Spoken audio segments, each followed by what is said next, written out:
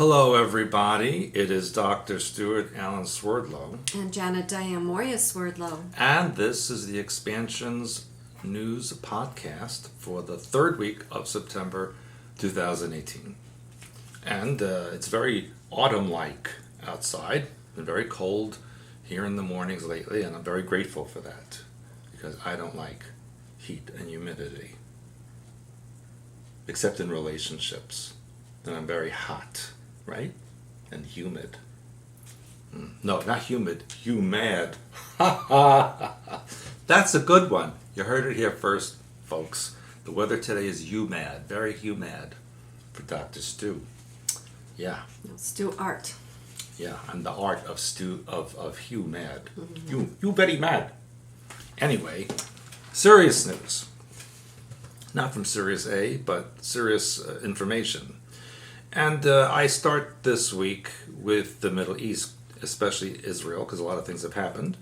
And in a very rare admission, Israel has broken its no-comment policy on its airstrikes in Syria, and in fact stated that in the last 2 years, they have had over 200 attacks against Iranian targets in Syria. So that's 100 a year, which would be 2 per week. That's a lot. Approximately.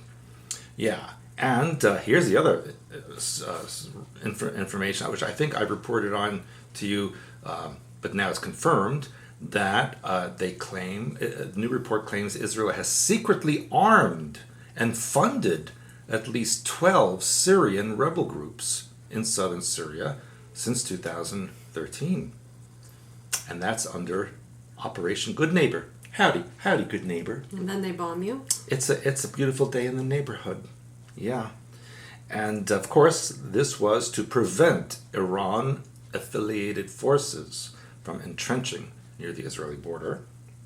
And they said these operations create or indicate a significant shift in Israel's defense policies, from one of limiting tolerance of Iranian military presence in Syria to zero tolerance. They shall not have it, as the Queen would say.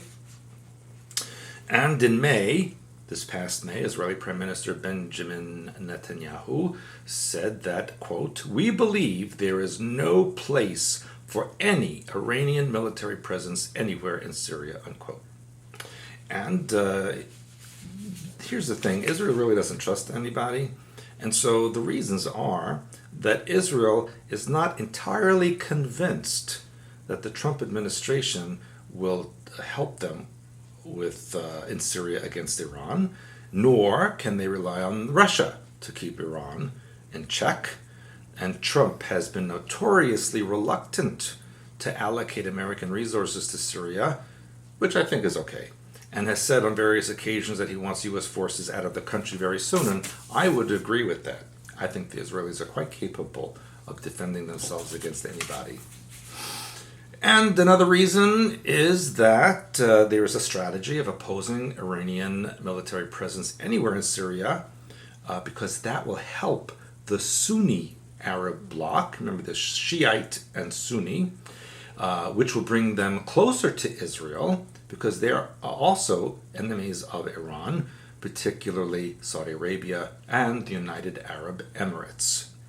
And finally, the Israeli security establishment has a deep-rooted belief that Iran's revisionism and expansionism knows no limits, and that the Islamic Republic is hell-bent, that's a good word, hell-bent, on creating an aggressive empire in the Middle East and beyond. And that goes what I've been telling everybody in my classes, and I think on here, that they are trying to create a new Persian empire.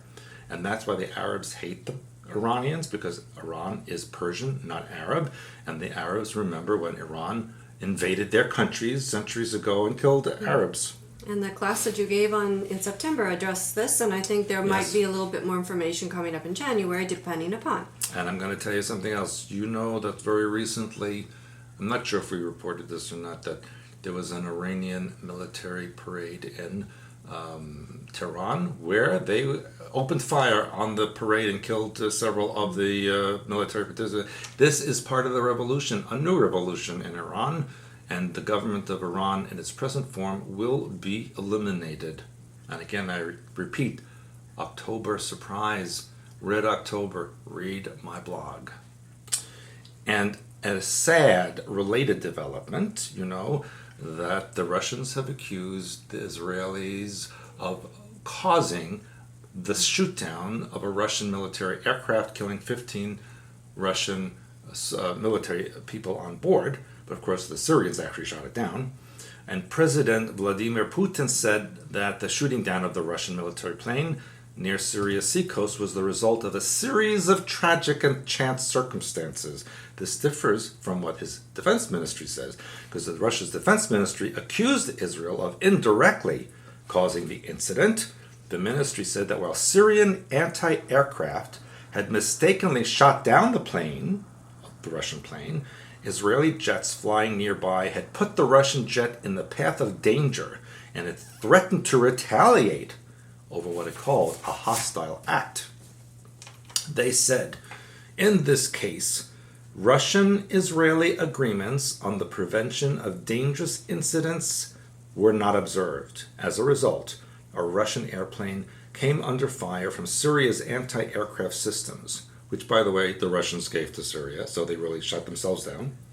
The president of Russia called for the Israeli side to avoid such situations from now on, but the ministry said it held Israel responsible because at the time of the incident, Israeli jets were attacking targets in Syria and had only given Moscow 1 minute's warning, putting the Russian aircraft in danger of being in the crossfire. He said, the Russian defense, "We view the actions of the Israeli military as hostile. As a result of the irresponsible actions of the Israeli military, 15 Russian service personnel perished." In a statement, the Israeli Defense Forces also voiced sorrow at the deaths, but blamed the Syrian government and its main regional allies, Iran and Hezbollah.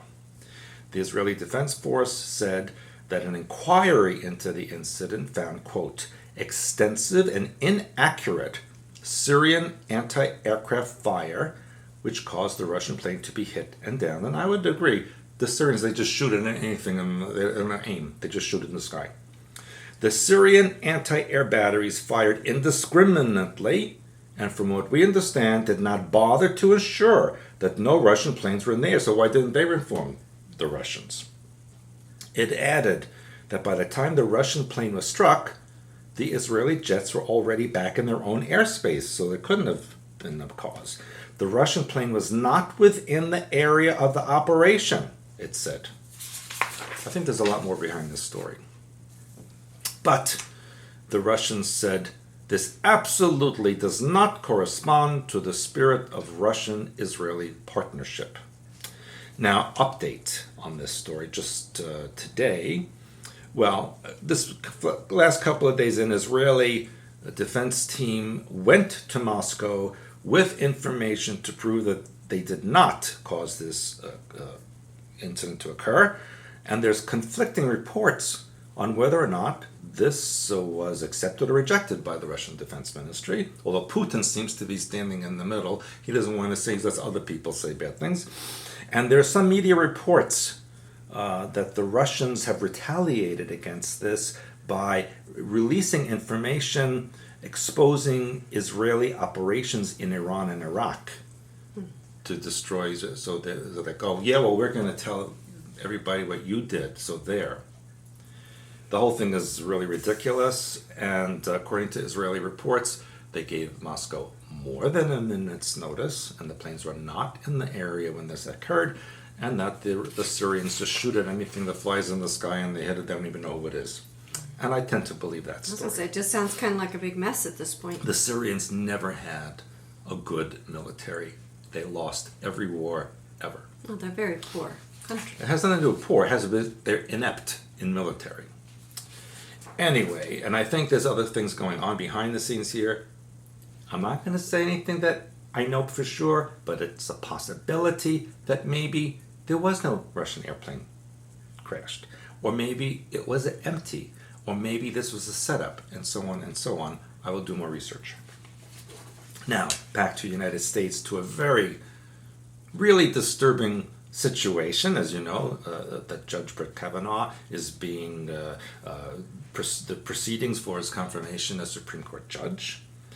And of course, there is this woman, Miss Ford, who claims that 36 years ago, he tried to sexually assault her. And mind you, he didn't actually accomplish it, but he, So 36 years later, she decided to tell somebody.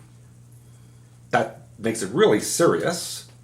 And by the way, all her friends and people that she said, they said, we never heard about that, and we were there. And some of them said, we weren't there, and she said we were. So she's a freaking liar, as the others are.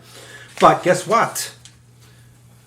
Guess who seems to be behind all of it? The famous or infamous George Soros. That name just doesn't go away. No, but he should. Of course, apparently,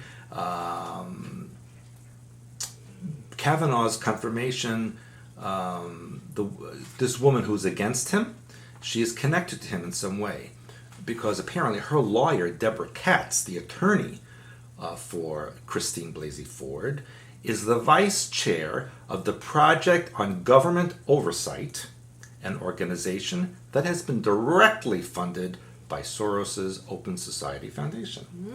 Plus, Miss Katz is a hefty Democratic donor, giving thousands of dollars over the years to Barack Obama, Hillary Clinton, and other leftist candidates who have destroyed the United States. And we also know that there have been denials of even being at the party by Kavanaugh and some of his friends.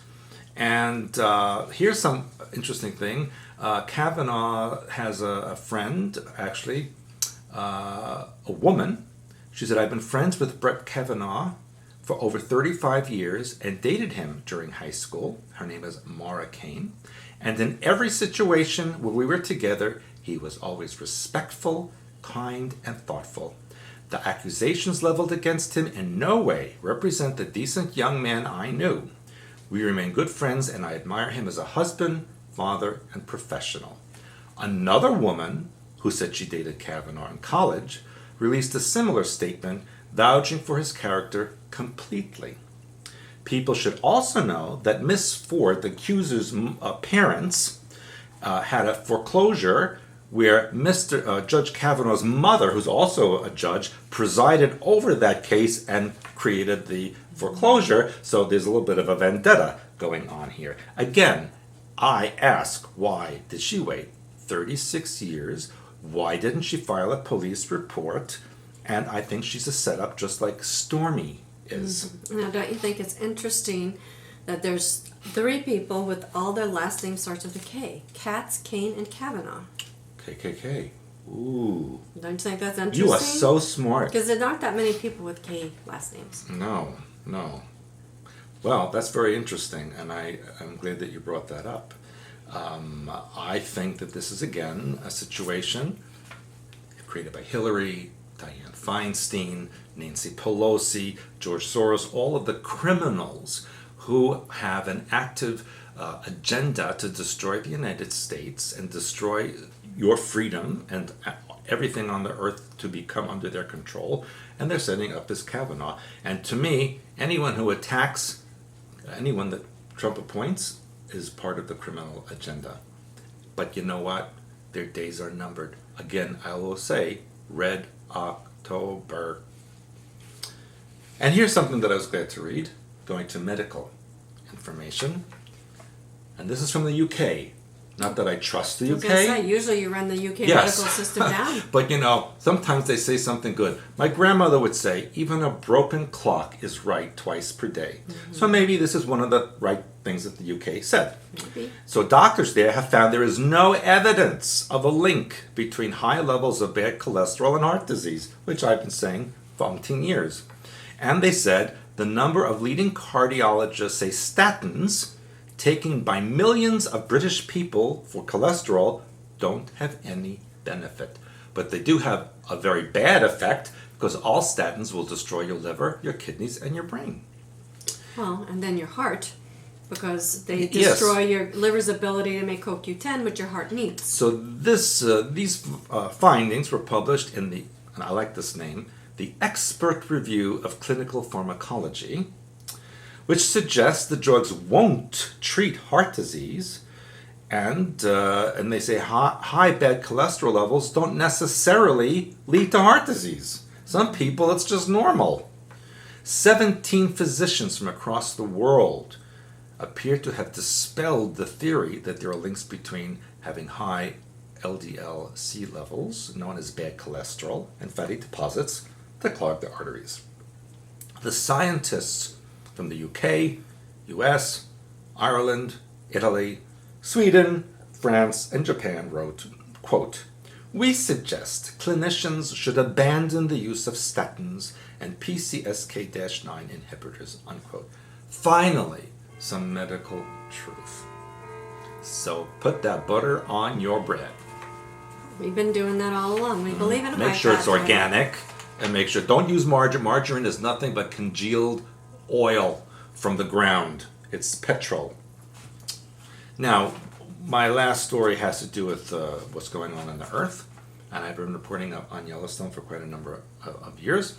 And now, a thermal spring near Old Faithful in Yellowstone National Park has erupted for only the fourth time in the last 60 years. But this time, it spewed steam and water 20 to 30 feet or 6 to 9 meters high, and that has not been recorded since 1957.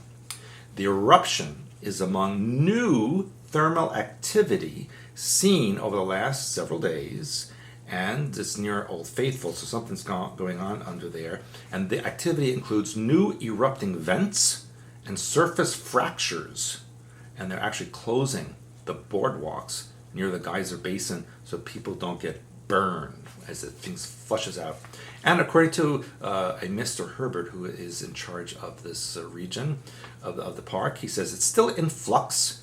There is still water flowing in new places, and some of the springs that have been dormant have been erupting nearly constantly. So watch out, Wyoming, Montana, and Idaho. So did you see the guy who was arrested at Yellowstone? The one that was teasing the buffalo? That was wild. No. Just here this last week, he was peeing into Old Faithful. Oh, that's brilliant, because that would just cause the steam and everything to erupt right back up at him.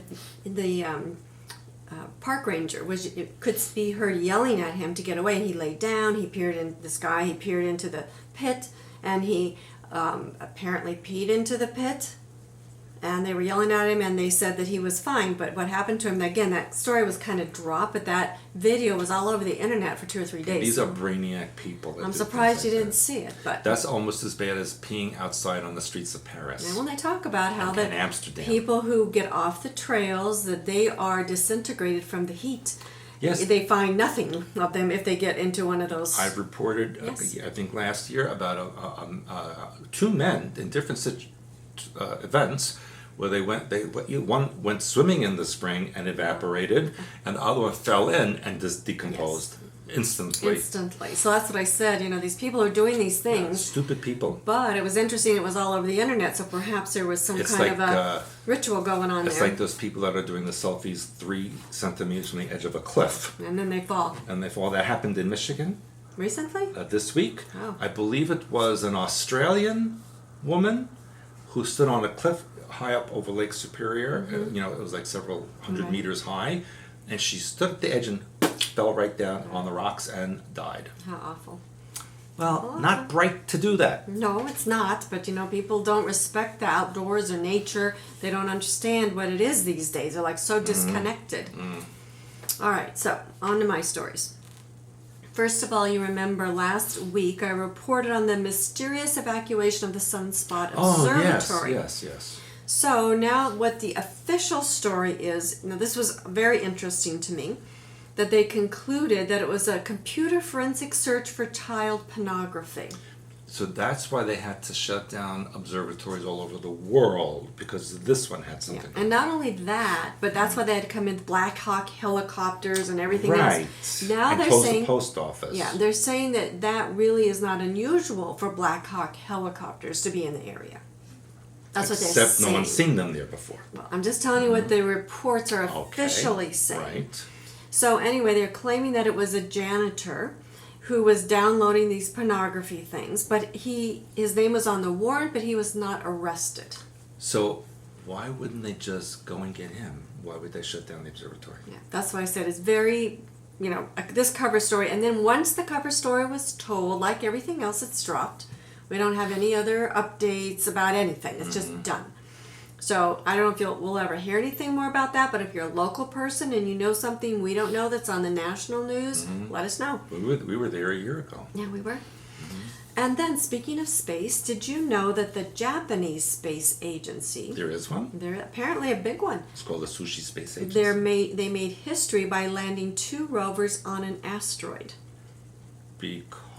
Because they're saying that could provide clues to the origin of the solar system. This is coming out of Japan now.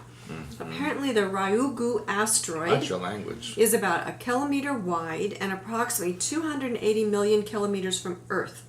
They sent 2 rovers there, and apparently they hop around due to low gravity. And it says, according to the article, that many asteroids are believed to have formed at the dawn of the solar system. So therefore, scientists claim that Ryugu could contain organic... Where are you looking? Ryugu. That's what I said. Could contain organic matter that may have contributed to life on Earth.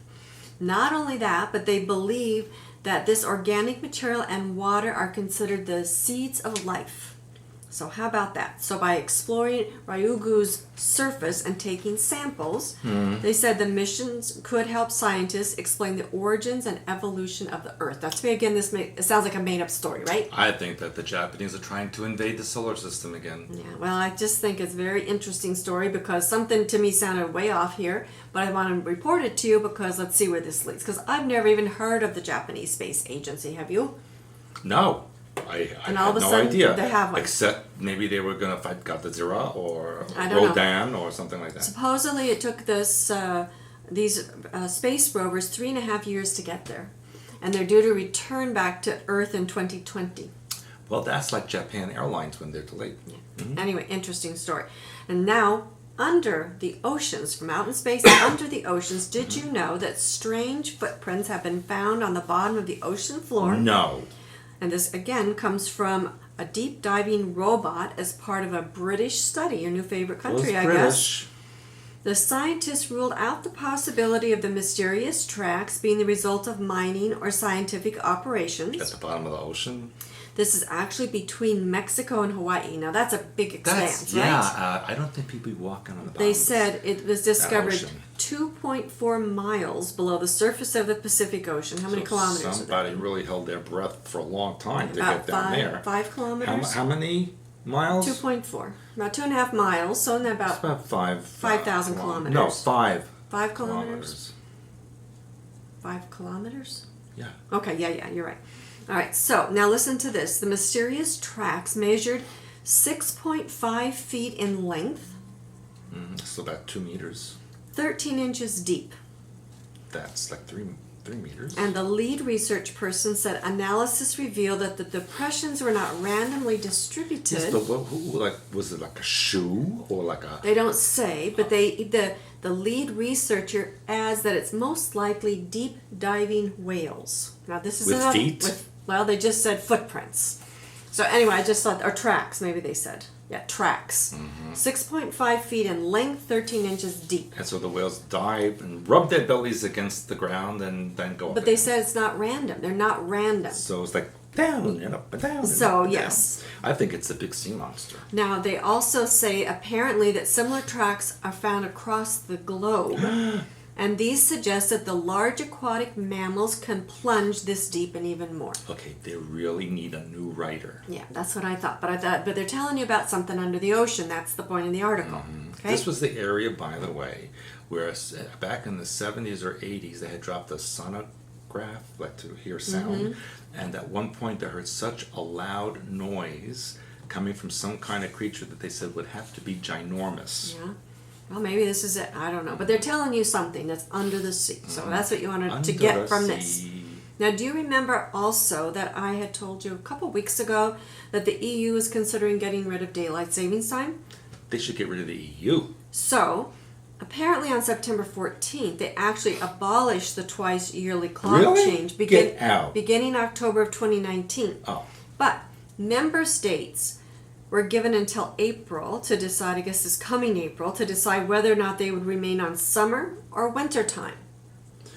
That's just where the time zone lines are. Like Eastern Europe is an extra hour. Like, for example, Britain is 5 hours ahead of the east coast of U.S. Mainland Europe is 6 hours, and East Europe is 7 hours. Well, apparently now what they're going to do, they're going to give them the choice. And of course, here in the U.S., Arizona and Hawaii do not observe daylight savings time. Because they can't remember. Now, the interesting thing of this one, because the article is titled, Should Daylight Savings Time Be Year-Round? Now, they're not saying regular time. They want to change us to daylight savings time and leave us there. I think we should say the way it is in the winter. Just leave that all year. Well, that's kind of our normal cycle at this Yeah. point. So now they want to change it to the abnormal cycle, which is daylight savings No, I time. don't like that. Well, it's not the point whether you like it or Well, not. I think so. No, the point is they're not saying let's just leave regular time. They're saying they want to make it daylight savings time. They want to change that. Wait till I take over. And speaking of one of the topics I'm very passionate about, breaking up of the family, did you know there's an Arizona Republican congressman named Paul Gosar who has 6 siblings that do not want him to keep his seat in the Arizona's 4th District this November? Why? Well, they say that their brother's positions on health care, immigration, and the environment means that he's not listening to his constituents. He doesn't have their interests at heart. Well, maybe they're wrong. Just listen to what I have to say. So what they're doing is they're endorsing his Democratic opponent, Here we go. David Brill. Yes, and so in a campaign that was posted online last week, these 6 siblings came out against their brother publicly, and in this ad, they each state their reasons why their brother's unfit to keep the 4th District. I'll give you the reasons. This What? one got $500,000 from the Democrats. This one got $200,000 from the Saudi Arabian government. This one got $1 million from George Soros, and so on and so on. That's what the reasons are. Okay, so now, interesting, David Brill is a long shot candidate in this district. So it would matter anyway. So he's grateful for the family support, and he said he was not personally involved with the ad or the siblings' remarks. Yeah, right. Step away and pretend to be clean. I'm sorry, but this is pitting people against people, families against family, breaking up for whatever reason. That's my feeling. Whether or not they were paid, if they can be bought, then there's a problem, in my opinion. Well, I'm just going to state, in the last couple of years, the Democratic Party has become the Antifa. They're not good people. All right. Okay, so speaking of breaking up the family, you remember the Grenfell Tower fire in London Yes. back in June of 2017. It's been that long. It's been that long. So what's interesting to me is this. Did you know that Meghan Markle is collaborating with the survivors for a new community cookbook? How to cook while your house is on fire? It's called Together Our Community Cookbook. Now, there's a lot of things in here that's interesting to me because, of course, they're trying to promote Meghan Markle as a person of the people, right? You know, the more I see her, the more phony she is. Oh, they're all phony. They all She's like really phony. But they all play a part. So here we have displaced people. 72 people died, and a lot of the people were put into hotels and other... Yeah, I know. They're mostly immigrant people. Yes, and working class people. So there was a lot of backlash from the survivors who said that the royal family didn't do enough for them. We did nothing for them. So now Meghan Markle claims that secretly in January of 2018 she visited the mosque of these people. Secretly. And she said, what can I do? So they put an apron on her, rolled up her sleeves, and told her to get to work. Yeah, like they're going to do that to the princess, right? So now she spent all this time secretly working with them and developing 50 recipes to go into this cookbook, and it's called Together Our Community Cookbook. You know what? I don't blame her father one bit. So now, and she claims she wrote the foreword for this. Anyway, she's now, get this one, the proceeds of the cookbook will go to supporting this community kitchen. Now, remember, the royal family could take care of these people, give them houses Yeah. and food and Right. jobs, but instead they're making a cookbook. Isn't that wonderful, right? Yeah, that's going to help a lot. That's going to help a lot. So this is what I say. And then the thing is, people are just eating this stuff up. So you have to look through. Moron people. You have to look through the show here. This is absolutely a show for people. They could have done a lot more. They say that some of these survivors are still in hotels and still have not been taken care of. And they're upset because they're not being helped. Right. So And they probably never will be. this isn't going to help them. It's just going to be a publicity opportunity. I'm and that's sure, it. And I'm sure Harry, her husband, Yeah, he showed up there. yeah, 'cause, yeah, he's always like this with his. Yeah, but he showed up there as well, you know, so making it a big publicity thing. Always watch his hands when he's with her. Always watch the hands. Yeah. So anyway, I wanted to remind people that we have started our new self-healing group webinar series. I think I have 18 people and it holds 20. So September you cannot sign up for, but you can sign up for October. So I have a couple spaces left. If you're interested in joining us, this is great. Read the description on the website. We have a wonderful, wonderful group of people. And of course, you're going to be leaving for Tampa soon. That's coming up. Tampa. Yes. Yeah. And you're going to be talking about the true history of the Templars and Kuiper Belt and Nevis, and there will be politicians from Puerto Rico who will be cementing the unification between the Taino Indians and the SMOC organization. Sacred Medical Order of the Knights of Hope. And- And this isn't a group of people that is embracing the umbrella of indigenous medicine. So it allows you to practice and it allows you to receive, because a lot of times you are forced into taking treatments you don't want to take. So there's a lot of stuff going on here. It's a very, very interesting, in-depth organization. If you're interested, visit this SMOKH, Sacred Medical Knights of Hope page on our website, because there's a lot of details there. There will be an investiture, so if you're interested in joining, you need, I don't even know if they can get their paperwork in now. It might be too late. But now it's too late, Yeah. but they can come to the seminar and to the medical training that we'll be doing on Yes. Saturday. And you do not have to be a medical professional to take the training. You just have to be interested, and you might, they are going to be practicing on each other as well. So you might be able to get some information. I've actually donated my body. Yeah, and we have people coming who we know want to get some, well, I'll say diagnosis loosely. There's a rock group coming. I won't say who Part it of- is. part Part of of a it. rock group coming. Yeah, so we have a lot of things going And on. the politicians from Miami. Yeah. And so on. Yes, And so- and possibly Governor of Florida. So, and Very then interesting. and watch our website for that. And it's also on our Facebook page. In January, we have our class coming up. It's our weekly, most intensive class that we have. I'm going to have to start that soon already. Well, I think you've already kind of started Well. it. Now you just kind of got to coalesce it a little bit. And during this week, if you want to join our Oversoul Mastermind group, and these are for the serious-minded people who want contact with us on a regular basis, and who are, like I said, you have to be serious-minded. You have to go through this January class first and then make application. Let Patricia know, customer support at expansions.com if you plan on coming. We do have payment plans. If you're interested in the Oversoul Mastermind group, because to get the most out of this class, there are certain things you need to have studied, and she will inform you of that if you're interested. So, And then we actually have some more updates on the Italian trip. yeah, we have next June. Yes, we have updates, and it's kind of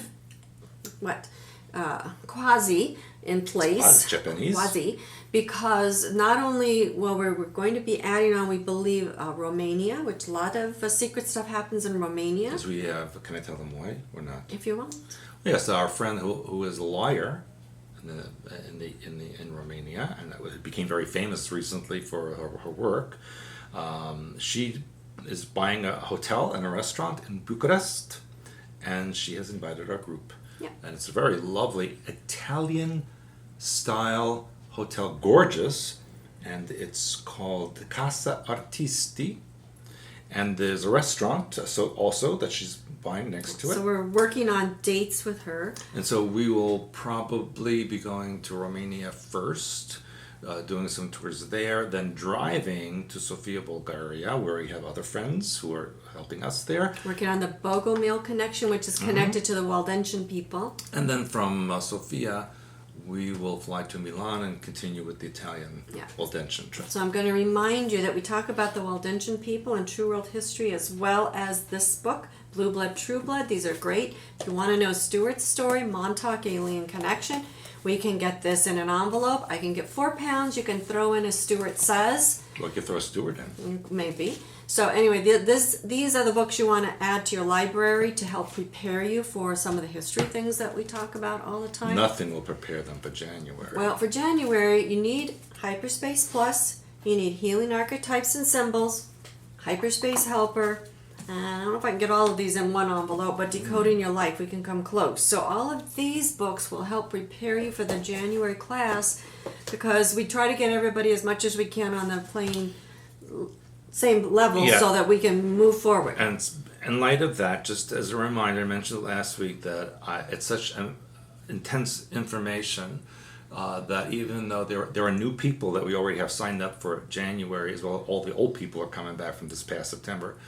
And so what I'm going to do, and it was agreed upon, in the morning of the first day, I will do a 3 or 4 hour review of everything I did in the September class, so it's kind of shortened.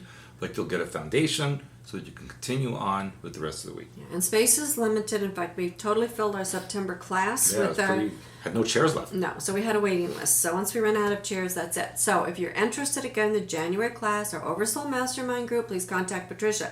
Now, we are making a change, which I'm going to tell you about, and that change is that we are no longer doing personal phone consultations or in-person phone consultations or Skype consultations. So we will do email ones, and that's it. And that's it. You will get a written report. But we will have our mentoring packages still available, and that's if you buy 5, you get the 6th one free for 1 hour only, and that has to be used within a year. So again, because we're aiming for the serious people if we're going to spend our time with you. So we have that option, and if you're in our Oversoul Mastermind group, those people, we will also do phone consultations. So I still got to speak to people? Once in a while. Ugh. And every day we are on our blogs. We take that very seriously. They are really study blogs. We are talking this month about Angry at Life, and every month it changes. Last month it was on sexual deprogramming. It's also on changing expectations. People put their comments in. We do blogs on a regular basis. We communicate with you that way for things that are general. We have the Q&A blog. A lot of people want us to do Q&A on Facebook and YouTube. We don't do that because it would take all our time. Right. It's less than $1 a day. So if you have a hamburger once a month or twice a month, you can pay for a membership. So I really, really don't want to hear you can't afford $1 a day for our time. And that's why I don't want to do the phone, because I don't want to hear it anymore. So if you're serious and you really are interested in our stuff, start with the books. They're not expensive. You can get Kindle. The worst is the postage, unfortunately. You can get them on Kindle. They're available there. We just put this children's series in print now. Archetypes, protection, auras, and your favorite, the chakras. They're in color. Because that's how I look when I get angry. And this has got a smile. Nobody sees the world like it's burning. No, it's very nice. So anyway, if your English is your second language, these are good. It is. And if you have children, this is good. And if you just want the concepts really broken down very simply, this is a great series. Is English your second language? So, with that said, I want to please invite you to like, comment, share, and subscribe. And if you want to get notified, you have to do it on your end when the new podcasts come out. We cannot do that for you, so whatever it is, you've got to do that. What else do I want to do? Oh, if you like our Facebook page and you haven't done that yet, you do get an additional 8% off on your purchases. Really? How would you know if they did that? That's automatic. And if you are a member of our site, you get 17% discount. So it adds up. So if you would like our Facebook page and you're a member, you get up to 25% off, and that supports us and our research so we can continue to do what we do to make sure that you have the latest and greatest information on the internet. I don't even get that much off when I want something. So thank you for tuning in. Again, we appreciate your kind comments, or when you respectfully disagree with us, that is fine. Don't disagree. Yeah, but respectfully if you have to. So take care. Bye-bye. Bye.